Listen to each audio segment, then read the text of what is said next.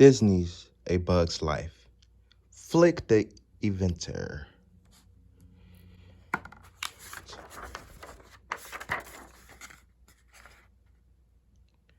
Written by Victoria Saxon. Princess Dot and some of the blueberries stood outside Flick's room in the anthill. Pop, wheeze, gulp, came the noises from inside. As always, Flick was trying to invent something to help the ant colony.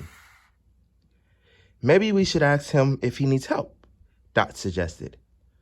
But before anyone could answer, there was a loud thump. Flick bounced out the room, landing at Dot's feet.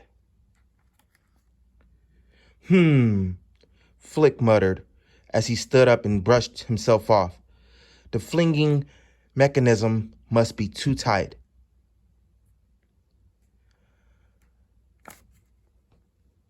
Flick was so deep in thought, he didn't even notice Dot and her friends. He marched right past them and back into his room. Well, Dot said, at least we know he's okay. The next morning, Dot saw Flick at the edge of the fields with a funny-looking machine. Hi, Flick, Dot said. What you working on? Oh, hello, Princess, said Flick. He smiled happily. This is my pick up and mover machine.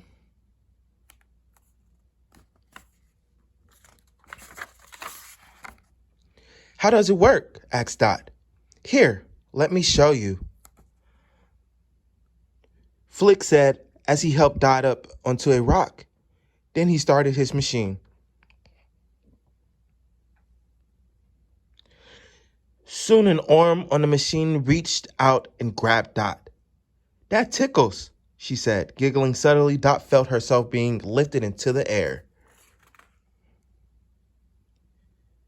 A moment later, she landed safely on the ground. Wowie, cried Dot. Look how far I moved. Excellent, Flick said. I'm glad I adjusted that flinging mechanism. Otherwise, you might have ended up on the other side of the ant island. You see, I have invented a new machine. Would you like to see how it works?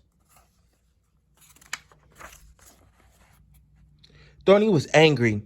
We don't have time for all that silly inventions. There's work to be done. We need to collect food. But Flick tried to explain.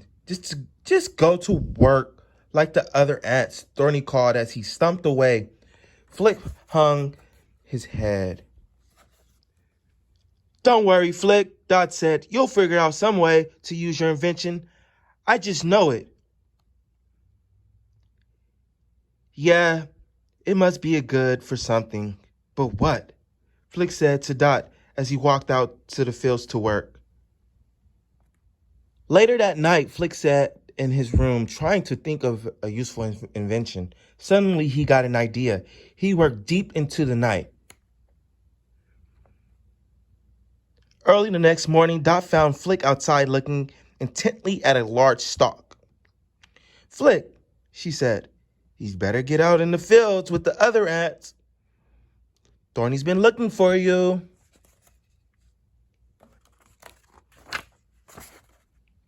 Sure, I will, Dot, Flick said.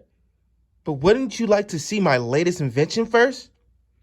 It's a stalk chopper. Flick, you're going to get in trouble, Dot warned. You're supposed to be collecting food. Yes, Flick said. I will. Right after I try this out. Stand back, Princess. Flick started up the machine and set to work. Moments later, the stalk was chopped neatly in half. Ah ha ha, Flick cried. It worked. How do you like that, Princess? But Dot didn't answer. Thorny did. How many times do I have to tell you? There's work to be done, cried Thorny. But, Thorny, Flick said, look at this. It's my new stock chopping machine. We don't have time for this, Thorny insisted. But I'm sure Flick began. We don't need to chop stalks. We need to collect food, Thorny told him.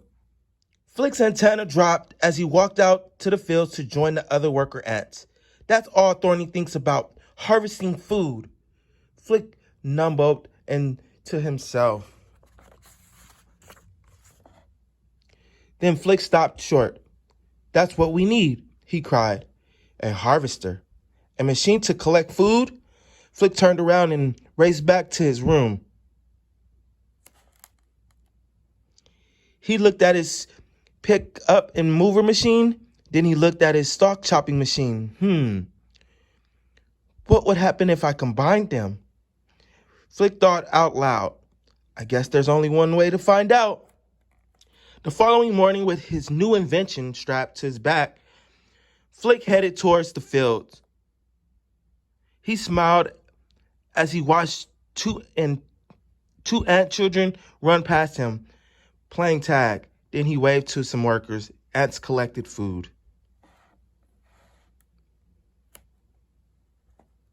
Flick sighed happily. He knew that his invention would save the worker ants hours of working time.